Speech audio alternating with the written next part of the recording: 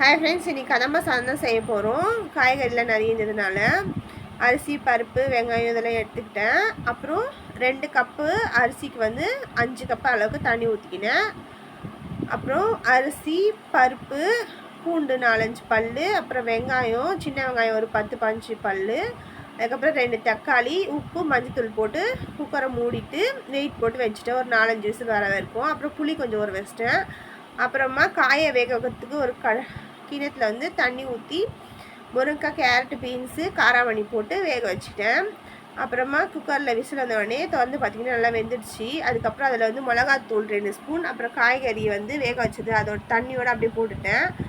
அதுக்கப்புறமா தாளிக்கிறதுக்கு கடுகு, உளுத்தம்பருப்பு, கடலப்பருப்பு, பெருங்காயத்தூள், அப்புறம் மிளகாய், அதுக்கப்புறம் கறிவேப்பிலை போட்டு தாளிச்சிட்டு கலரி விட்டு சாப்பிட வேண்டியது. ஃப்ரெண்ட்ஸ், இது நீங்களும் ட்ரை பண்ணி பார்த்துட்டு எப்படி இருக்குன்னு கமெண்ட் பண்ணுங்கள். இது சமட்டே